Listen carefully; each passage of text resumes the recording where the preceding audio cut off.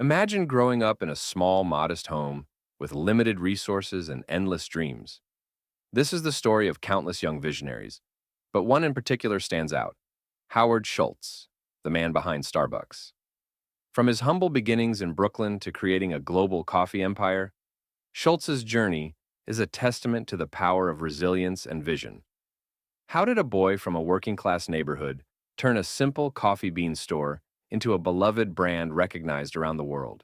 The purpose of this video is to explore the inspiring journey of individuals who started with little but built significant brands against all odds.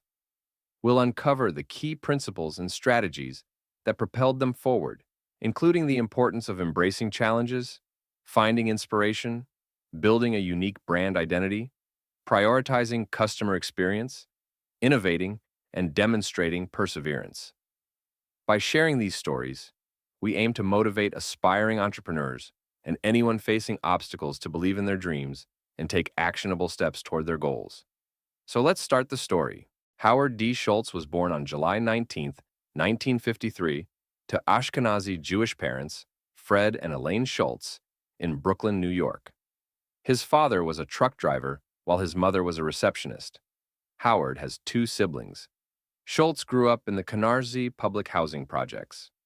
According to Schultz, his family was poor, although childhood contemporaries recount a middle-class upbringing, with one of his contemporaries referring to the development in which he was raised as the country club of projects.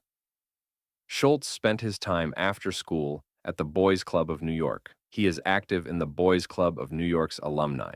Schultz graduated from Canarsie High School in 1971. He attended Northern Michigan University from 1971 to 1975, where he was a member of Tau Kappa Epsilon fraternity, graduating with a BA in communications. He had played football, expecting an athletic scholarship, but an injury caused him to quit. In 1976, he became a salesman for Xerox in New York. In 1979, he was recruited by French private equity firm PAI Partners in 1979 to be general manager of a Swedish kitchenware manufacturer's U.S. subsidiary, Hammerplast. At Hammerplast, Schultz was responsible for the coffee machine manufacturer's U.S. operations, and in 1981, he visited the Starbucks Coffee Company in Seattle to fill their plastic cone filter orders. In 1982, at age 29, Schultz was hired at Starbucks as the director of retail operations and marketing. Schultz was exposed to coffee in Italy on a buying trip to Milan, Italy in 1983. On his return, he worked to persuade company owners Jerry Baldwin and Gordon Bowker to offer traditional espresso beverages in addition to the whole bean coffee, leaf teas, and spices. After a successful pilot of the cafe concept, Baldwin and Bowker were intrigued, but noting the high cost of espresso machines, the relative paucity of expertise for maintenance and repair of the machines in America, and Americans' lack of familiarity with the drink, they decided not to deploy Schultz's idea further, and he stepped down from Starbucks to start his own business. Schultz left Starbucks in 1985 to open a store of his own. He needed $400,000 to start his business. Schultz visited over 500 espresso bars in Milan, and with him assuming most of the risk associated with introducing espresso to the American market, Starbucks invested $150,000 in the new venture, with Baldwin receiving a place on its board and Bowker offering unofficial assistance. Another $100,000 investment came from local doctor Ron Margolis. Of the 242 investors Schultz approached, 217 rejected his idea. By 1986, he had raised the money he needed to open the first store, Il Giornale, named after the Milanese newspaper of the same name. The store offered ice cream in addition to coffee, had little seating, and played opera music in the background. 2 years later, the original Starbucks management team decided to focus on Peet's Coffee and Tea and sold its Starbucks retail unit to Schultz and Il Giornale for $3.8 million US dollars. Schultz rebranded Il Giornale with the Starbucks name and expanded its reach across the United States. This type of market strategy received mixed reception from both customers and competitors. The firm's relations with independent coffeehouse chains were strained, while some owners credited Starbucks with educating customers on coffee.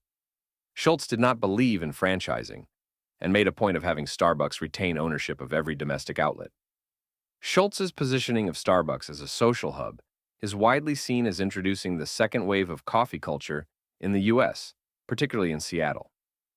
On June 26, 1992, Starbucks had its initial public offering, IPO, and trading of its common stock under the stock ticker SBUX. The IPO raised $271 million for the company and financed the doubling of their stores. On June 1, 2000, Schultz stepped down as CEO of Starbucks, moving to the new position of Chief Global Strategist to help the company expand internationally. He was succeeded by Orrin Smith, who worked with Schultz as his Chief Financial Officer during the 1990s. After coordinating the first store opening in China in January 1999, Schultz took the following year to develop a customer base for coffee in the region. Throughout the late 2000s and early 2010s, Schultz directed the company to plan 1 to 2 store openings a day in mainland China. The coffee house was increasingly criticized for employee work conditions and their internal tipping policies during this time. In March 2009, he and the board approved a $100 million settlement in back tips in a barista-led class action lawsuit in California. He led a mass firing of executives, closed down hundreds of stores, and temporarily closed all U.S. locations to retrain employees in making espresso. Schultz redoubled and enforced the firm's fair trade and ethical source policies for their coffee bean supply chain in Africa and other coffee-producing countries.